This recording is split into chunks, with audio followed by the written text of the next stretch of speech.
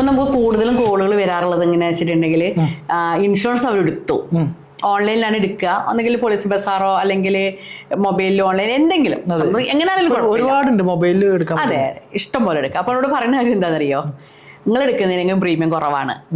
അതെ, അതാണ് അവർ ആദ്യം പറയുക. ഞങ്ങൾ ഇൻഷുറൻസ് എടുത്തല്ലോ, നിങ്ങൾ എടുക്കുന്നതിനെങ്കിലും പ്രീമിയം കുറവാണ്.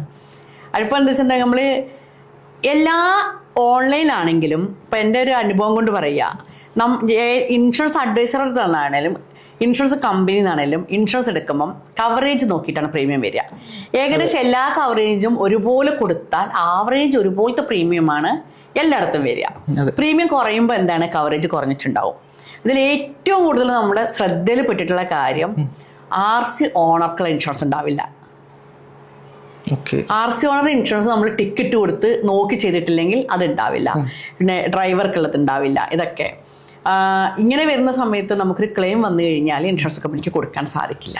നമ്മൾ കുറച്ച് പൈസ ലാഭം പിടിക്കാൻ വേണ്ടിയിട്ട് ഓൺലൈനിൽ നല്ല ഏത് ഇൻഷുറൻസ് ആയാലും എടുക്കുമ്പം കവറേജ് നോക്കാതെ ഇൻഷുറൻസ് എടുക്കരുത്. നമ്മൾ ഒരു വണ്ടിയുടെ ഇൻഷുറൻസ് എടുക്കുമ്പം അതിന് എന്തൊക്കെ മിനിമം കവറേജ് വേണം എന്നുള്ള കാര്യം ഈ ഇൻഷുറൻസ് എടുക്കുന്ന ആൾക്ക് അറിഞ്ഞിട്ടുണ്ടാവണം.